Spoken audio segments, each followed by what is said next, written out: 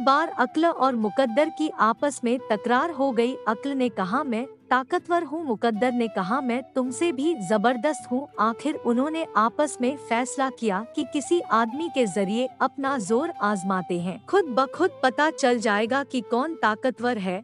एक चरवाहा किसी बड़े जमींदार की बकरियां चराता था। रात दिन बकरियों के साथ रहते रहते उसकी सारी आदतें बकरियों जैसी हो गई थी। वह पानी भी बकरियों की तरह ऊंधा होकर पीता था और खाना भी उन्हीं की तरह खाता था। उस मुल्क के राजा की बेटी बहुत खूबसूरत और दिलकश थी। उसे राजकुमारी की शादी करनी थी। आसपास के सारे मुल्कों के राजा उस राजकुमारी से शादी करने के ख्वाहिशमंद थे। राजा ने सोचा अगर किसी एक मुल्क के राजकुमार या राजा से उसकी शादी करूंगा तो दूसरे मुल्कों के राजा नाराज हो जाएंगे, लेकिन हमारा मकसद तो नेक काम है, किसी से लड़ाई झगड़ा करना नहीं। क्यों ना ऐसी चाल चली जाए कि सांप भी मर जाए और लाठी भी ना टूटे। फिर उसने वजीर से मशवरा करने के बाद मुल्क भर में ऐलान करवा दिया कि फला दिन फला मैदान में गड़वी घुमाई जाएगी और जिस शख्स पर गड़वी रुकेगी तो उसी से राजकुमारी की शादी की जाएगी। अक्ल और मुकद्दर चरवाहे के साथ उस मैदान में पहुँचे। मुकद्दर ने अक्ल से कहा अब मेरा कमाल देखो, मैं चरवाहे का साथी बनूंगा, फिर मान लेना कि कौन ताकतवर है। अक्ल ने कहा देखा जाएगा, तुम अपना काम दिखाओ। मैदान में जब सब जमा हो गए तो राजा ने गड़वी घुमाने का हुक्म दिया। गड़वी घूमती हुई सीधी चरवाहे के सामने आकर रुकी, जिसके मुंह पर भी मिट्टी लगी थी और कपड़े भी फटे पुराने थे। दूसरे मुल्कों के राजा और राजकुमार हैरान थे कि इतनी हसीन राजकुमारी की शादी इस गरीब चरवाहे से होगी। खुद राजा भी हैरान व परेशान था।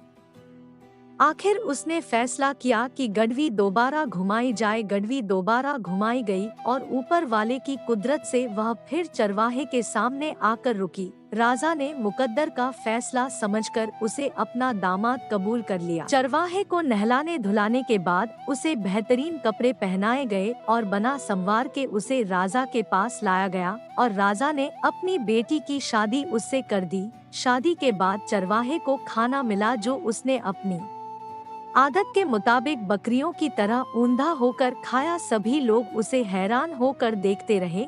खाने के बाद दासियां उसे राजकुमारी के पास छोड़ आई, लेकिन वहां भी वह चरवाहों वाली आवाजें देता रहा। बेचारी राजकुमारी को बहुत दुख हुआ। वह उदास और खामोश बैठी उसकी सब हरकतें देखती रही। फिर वह इस नतीजे पर पहुंची कि चरवाहे में जरा बराबर भी अक्ल नहीं है। क्यों ना इससे 3 सवाल पूछूं, अगर गलत जवाब देगा तो इसे फांसी चढ़ा दूंगी और इस तरह से मैं भी आजाद हो जाऊंगी।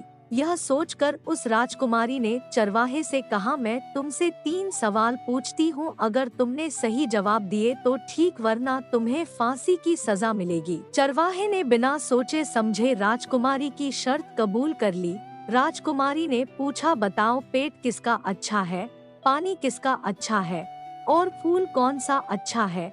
चरवाहे ने कहा पेट मछली का अच्छा है, पानी लकड़ी का अच्छा है और फूल गोभी का अच्छा है। चरवाहे के उल्टे जवाब सुनकर राजकुमारी गुस्से से आग बूला हो गई और फिर फौरन वजीर को बुलाकर हुक्म दिया कि इस बेवकूफ को ले जाकर फांसी पर चढ़ा दो। अक्ल और मुकद्दर दोनों यह तमाशा देख रहे थे कि अब यह मरेगा। अक्ल ने मुकद्दर से कहा तुमने इसके साथ भलाई की, इसकी शादी राजकुमारी से कराई, मगर ऐसा मुकद्दर किस काम का कि शादी की रात ही इसे फांसी चढ़ा दिया जाए। अब हिम्मत करो और इसकी मदद करो। मुकद्दर ने कहा मेरी जितनी ताकत थी वह मैंने दिखा दी, अब यह जाने और इसका मुकद्दर। उस पर अक्ल ने कहा कि मैं इसकी जान बचाकर दिखाती हूँ, अब तुम मेरा हुनर देखो। यह कहकर अक्ल चरवाहे के दिमाग में जाकर बैठ गई और चरवाहा एकदम होशो हवास में आ गया। उसने वजीर से पूछा आप मुझे कहाँ ले जा रहे हैं। वजीर ने उसे राजकुमारी के हुक्म समेत सारी बात बताई, जिस पर चरवाहे ने सोचा कि अगर अब हिम्मत ना की और अक्ल से काम ना लिया तो मारा जाऊंगा। क्यों ना किसी तरीके से जान बचाई जाए। उसने वजीर से कहा, वजीर साहब, राजकुमारी का हुक्म सर आंखों पर, मगर मरने से पहले मुझे एक बार राजा से मिलवा दो, फिर तुम मुझे खुशी से फांसी चढ़ा देना। वजीर ने उसकी बात मान ली और उसे राजा के सामने पेश कर दिया। राजा ने पूछा, क्या बात है, कैसे आना हुआ? चरवाहे ने कहा, राजा साहब, आपने अपनी खुशी से राजकुमारी से मेरी शादी कराई है और शादी की रात ही किसी को फांसी चढ़ाना कहाँ का इंसाफ है। राजा ने जवाब मांगने वाली नजरों से वजीर को देखा। वजीर ने सर झुकाकर कहा, जहांपना, आप हमेशा सलामत रहे। राजकुमारी साहिबा का हुक्म है कि यह पागल इंसान है, इसीलिए इसे फांसी चढ़ा दिया जाए। राजा ने तुरंत राजकुमारी को बुलाया और उससे सब कुछ पूछा। राजकुमारी ने राजा को बताया कि हमने शर्त रखी थी और इसने मेरे सवालों के सही जवाब नहीं दिए, इसलिए मैंने फांसी का हुक्म दिया। राजा ने हुक्म दिया कि वह सवाल हमारे सामने पूछे जाएं, अगर सही जवाब दिए तो ठीक, वरना इसे फांसी चढ़ा देना।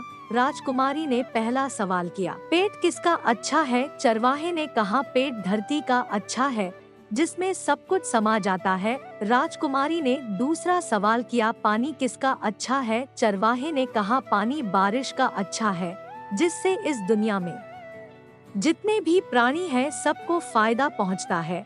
राजकुमारी ने तीसरा सवाल किया, फूल किसका अच्छा है? चरवाहे ने जवाब दिया, कपास का फूल सबसे अच्छा है, जो सारी दुनिया के इंसानों का शरीर ढांपने और सर्दियों से बचाने के काम आता है। यह जवाब सुनकर राजा ने कहा, बेटी, यह सब बातें तो अक्लमंदों की है। राजकुमारी ने शर्मिंदा होकर अपने पति से माफी मांगी और फिर वह खुशगवार जिंदगी गुजारने लगे। यह देखकर मुकद्दर ने अक्ल से कहा, बेशक अक्ल, तुम ही मुझसे ताकतवर हो, मैं तुम्हारे सामने कुछ भी नहीं हूँ। और फिर वह दोनों राजी खुशी अच्छे दोस्तों की तरह साथ साथ रहने लगे। दोस्तों, इस कहानी से यह सबक मिलता है कि जब तक तुम अपनी अक्ल से काम नहीं लोगे, दिमाग सही जगह खर्च नहीं करोगे, तो मुकद्दर यानी किस्मत भी तुम्हारा साथ नहीं देगी।